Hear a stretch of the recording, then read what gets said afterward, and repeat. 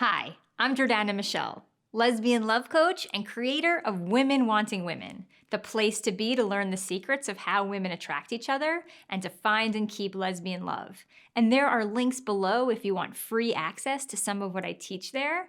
But in this video, I want to talk about how to meet other queer women. And this is really important because finding other queer women isn't always easy to do.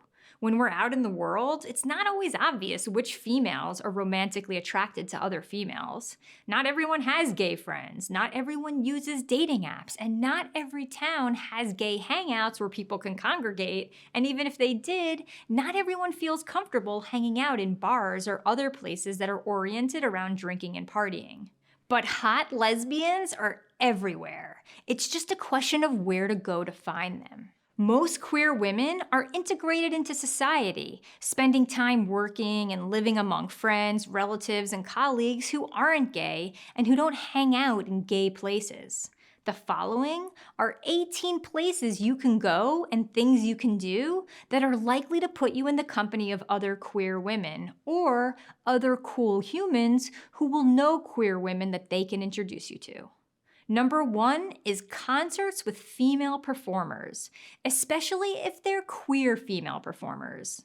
I'm sure that if you go to any Indigo Girls, Tegan and Sara, or Ani DeFranco performance, a good percentage of the audience members are lesbians. Queer female artists, even if they're not remotely famous, tend to attract groups of queer women because their queer friends will be there to support her. And even if a performer isn't gay, if she's a woman, she might still have some gay female friends or fans coming to see her play. Number 2 is local political events.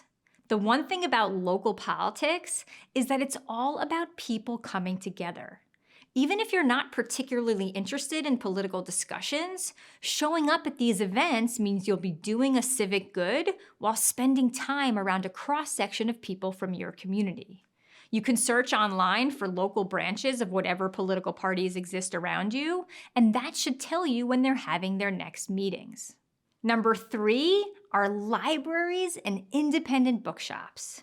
These tend to be welcoming places to hang out, and usually every month they'll have public events like poetry readings, book signings, and talks with authors.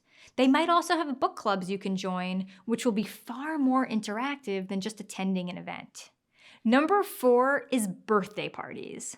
Most everyone has at least a few gay people in their life, between work and family and hobbies, so even if someone isn't queer, there could still be some queer people invited to their parties. And unlike showing up in a random bar alone, people at parties tend to have more connections between each other, which makes it easier to meet the other people there. Even if you hardly know the person who invited you, party invites can be real gold mines, so consider saying yes to more of them. Number 5 is recreational sports leagues.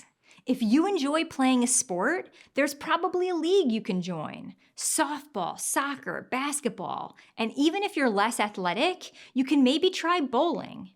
Any recreational league will put you in the company of tons of other women. Number 6 is art galleries. The great thing about art galleries is they host an opening event anytime they bring in a new artist to feature. Usually these events are open to the public, and they could be really fun places to meet new people while broadening your cultural exposure. Number 7 is museum events. Most museums will host public events throughout the year, and even if you're not enthralled with a particular topic, it's still a nice way to get exposed to new ideas and connect with different people in your community. Number 8 is fitness classes. Whether it's yoga, martial arts, boxing, spinning, or whatever else is currently in vogue, fitness classes are a popular pastime for single women, and those classes make for a friendlier environment because people feel great when they're exercising. Number 9 is dance classes. If you can move, dance classes are a great way to be social, and if you can't move, dance classes are a great way to learn how while meeting new people. Number 10 is the gym. Gyms are known for being great ways to meet new people. Even when working out independently, you can look around and make eye contact and see if there's anyone who seems like they're open to talking. Also, most gyms have a smoothie bar or food area where you can hang around after and try to connect with new people. Number 11 are recreational clubs. Whether it's a ski club, a hiking and backpacking club, a gardening club, a crafting circle, a quilting circle, a choir, a running group, a local theater club, or any other group, joining with others in recreational activities is a great way to turn strangers into friends while doing things you enjoy. Number 12 is business networking.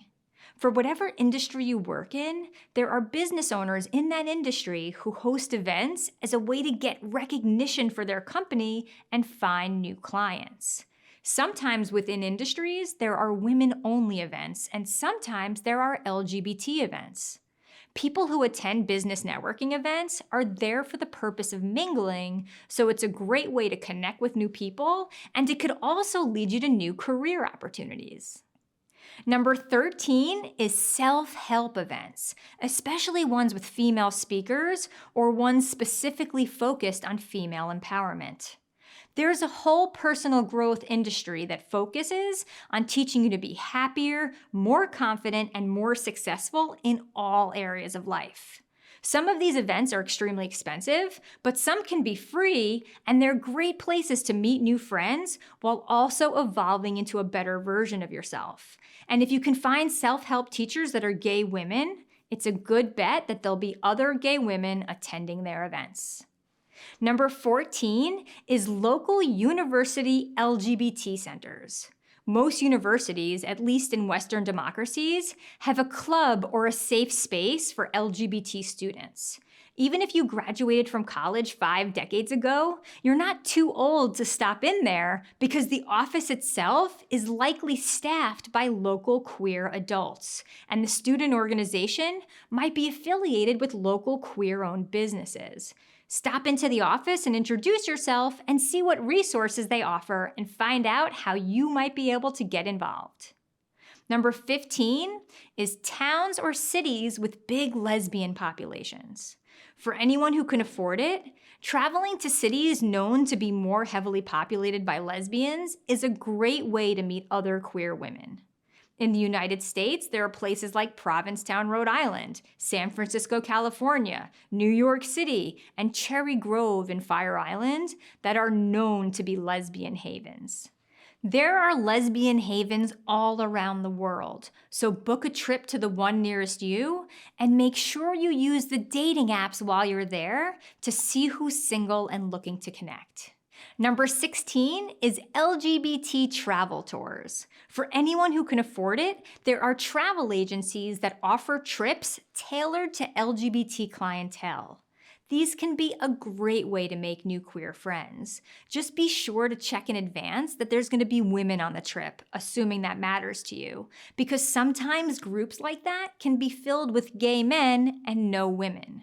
But there is a company called Olivia that caters only to queer women. Number 17 is LGBT Events. There are LGBT charities and organizations all over the world, and they tend to hold events in order to raise funds and raise awareness. Find out what organizations are near you and get on their mailing list and see how you can get involved. If you find that event tickets are too expensive, the organization might be looking for volunteers to work at the event, and that's a way to attend and meet new people without having to pay. Number 18 is lesbian festivals. For anyone who can afford it, there are queer female parties all around the world you can travel to that are full of queer women who go there to meet and mingle. In the United States, there's Aqua Girl, Dinah Shore, and a bunch of others. And internationally, there's Aya and El Beach. The good news is that these are heavily promoted events, so they should be easy to find if you search online. And if you go, make sure you use the dating apps while you're there so you don't have to rely on the luck of who you run into in person. These are just 18 ideas, but there are infinite others you can try. The important thing is to make a habit of showing up in new places and engaging in the world with friendliness and an open mind. And remember not to get discouraged, because whenever we go somewhere new, if we look around and don't see anyone we're attracted to, it's easy to bum ourselves out and tell ourselves that the thing we want isn't here. But that attitude will block you from all the opportunities that could otherwise be hiding there for you to find. The truth is that any stranger you connect with can end up being the person who invites you to the place, or tells you about the thing, or connects you to the person that eventually leads you to finding true love. That's why the real magic trick is to be warm and curious with everyone, while holding the assumption that anyone you meet could have something super important to teach you, or a valuable clue they're holding for you that, if you find it, will advance you to a whole new level in life. If you hold that frame of mind while continuously showing up in new places, there's no way you'll avoid meeting more queer women than you ever imagined possible. So keep putting yourself out there with an open mind and an open heart, and until next time, keep remembering that hot lesbians are everywhere, that love is real, and that the woman of your dreams is on her way into your life in perfect timing. And I'll see you in the next video.